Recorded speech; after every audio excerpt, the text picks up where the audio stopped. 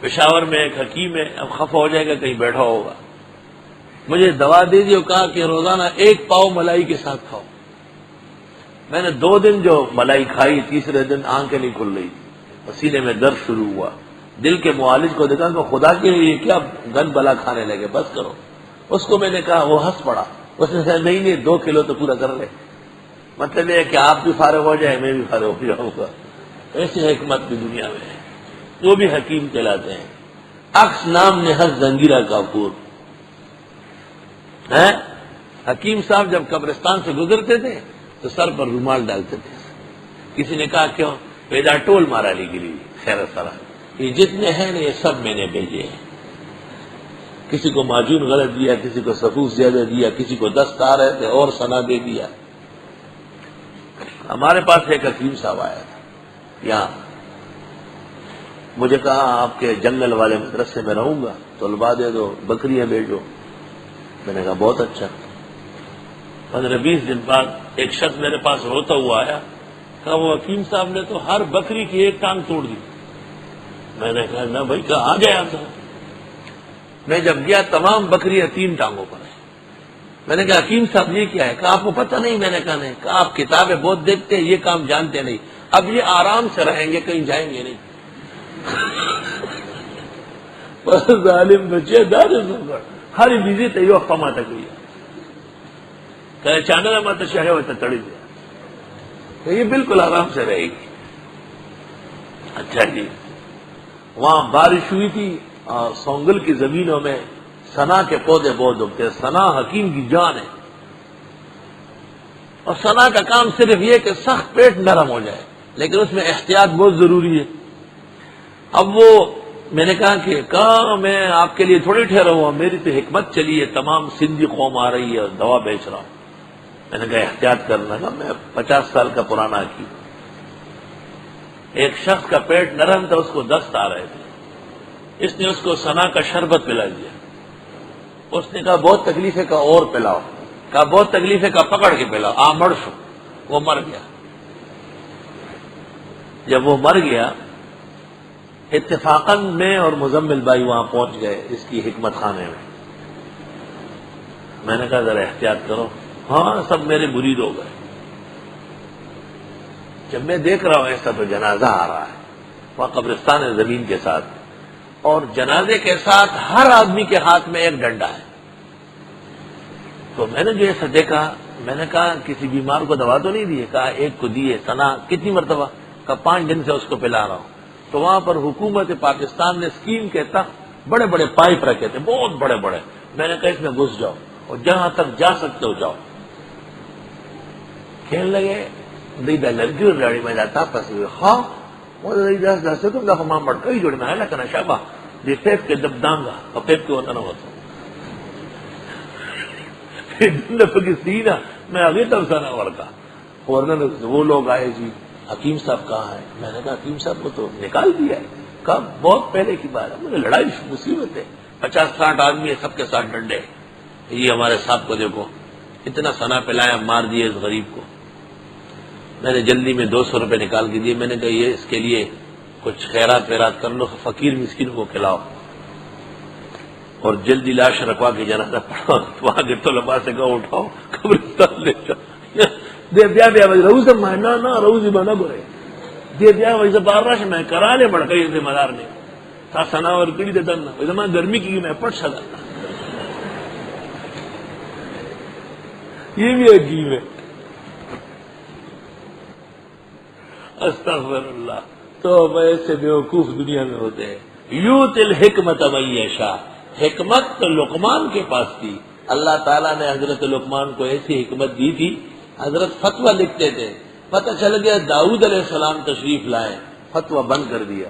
لوگوں نے کہا کیوں؟ کہ پیغمبر کی موجودگی میں امتی کے علم کی کوئی حقیقت نہیں، پیغمبر آ گئے، آپ آمد تیمم برخاست۔ اللہ اکبر۔ حکیم، حاذق، ماہر دنیا کا سرمایہ ہے۔ حکیم ہوتے تھے، ان کا دل ہر وقت اللہ کے ساتھ جڑا رہتا تھا۔ اللہ اکبر۔ حکمت فقہ کو کیوں کہتے ہیں؟ تمام علوم کو کنٹرول کرتا ہے. فقیہ حق الفقیہ تمام علوم میں ماہر ہوگا. اس کو پتہ ہے کہ صرف، نحو، عروض، منطق، ادب، ہر چیز کی ضرورت فقہ میں پیش آ سکتی. شاہ عبدالعزیز کی خدمت میں دہلی کی 2 رقاصیں پیش ہوئی اور انہوں نے کہا شاہ صاحب آواز کو بھی جانتے ہیں کہ کس رقاصہ کی آواز اچھی ہے؟ شاہ صاحب نے کہا جانتا ہوں. ایک نے گانا گایا، پھر دوسری نے گایا. شاہ صاحب نے ایک کو نمبر دیے، دوسری کو فیل کیا. انہوں نے کہا کیوں؟ حضرت نے آواز تقسیم کر لی، لہر بنائے اس کے، کاغذ پہ لکھے ہوئے تھے، اور فرمایا اس کی آواز میں اتنا لرزہ ہے اور اتنا بے قاعدہ اونچائی ہے، اس کی آواز معتدل ہے. اور رقاصوں نے کان پکڑے. حضرت شاہ صاحب کا علم اس میں بھی سارے جہان سے زیادہ ہے. علم موسیقی کے ماہرین آئے اور شاہ عبدالعزیز کا جوتے چاٹے. حضرت نے فرمایا ابن الجوزی نے آغانی اسی موضوع پر لکھی ہے 20 جلدوں. آج اس کی ضرورت پیش آ گئی.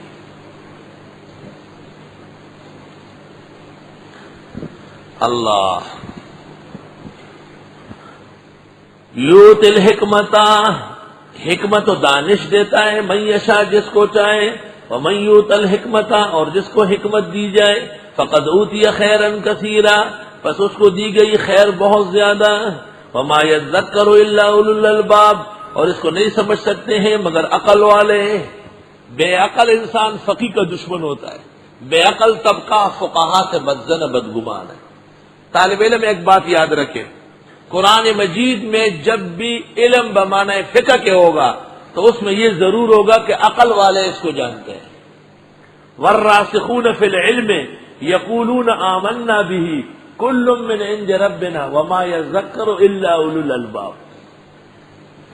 دیکھ لیا، قل هل يستوي الذين يعلمون والذين لا يعلمون انما يتذكر اولو الالباب.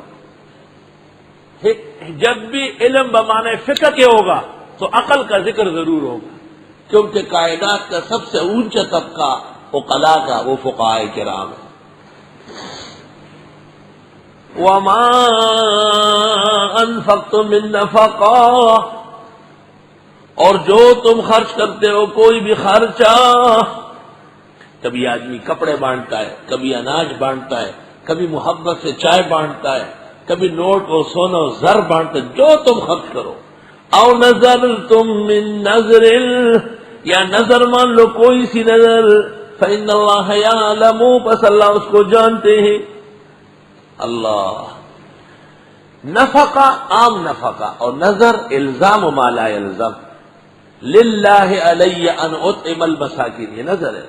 للہ علی ان اصلی کذا کذا رکع یہ نظر ہے. وما للظالمین من انصار نہیں چھڑا سکتے ظالموں کو کوئی بھی، نہیں ہے ظالموں کے لیے کوئی مددگار چھڑانے والے. ظالم اس کو کہتے ہیں کہ نفقہ غیر اللہ کیا، ظالم اس کو کہتے ہیں جس نے نظر غیر اللہ کے نام کی مانی. اب تفصیل نفقات کی چل رہی ہے. ان تبدوا الصدقات فنعما ہی، اگر تم کھل کر دو خیرات کیا خوب ہے یہ. بعض اوقات موقع ہوتا ہے ایک شخص کھڑا ہوتا ہے یہاں کہتے دورہ تفسیر کے تمام طلباء کو میری طرف سے یہ انعام دے دو، ترغیب ہے. فنعما ہی اتنے لوگوں پر خرچ کرنا ریا میں اتنی جان نہیں ہے، یہ صداقت کی نشانی ہے. وَإِن تُخْفُوهَا اور اگر تم پوشیدہ دینے لگو، وَتُؤْتُوهَا الْفُقَرَاءَ اور دیتے بھی ہو مستحقوں کو، فَهُوَ خَيْرٌ لَكُمْ یہ بہتر ہے تمہارے لیے. آدمی کے لیے بہتری ایسا دینے میں، ادارے کو، علم کو، فن کو اعلان کرنے میں فائدہ ہے. الحمدللہ یہ فکر کی باتیں ہیں، یہ حکمت کی چیز ہے کہ اس وقت اعلان کرنے میں مصلحت ہے، اس وقت راز رکھنے میں مصلحت. پہلے فکر کی حقیقت حکمت بیان کی کہ یہ فقی سے پوچھو، شیخ اور مفتی سے پوچھو کہ میں تعاون کرنا چاہتا ہوں، آپ کیا مناسب سمجھیں گے کہ سب کے علم میں آئے یا آپ کے ثوابدید پر چھوڑے. اس لیے بیچ میں فقہ بمعنی حکمت بیان ہوا، پھر خرچے کا ذکر ہوا. یہ کام علماء فقہاء کا ہے۔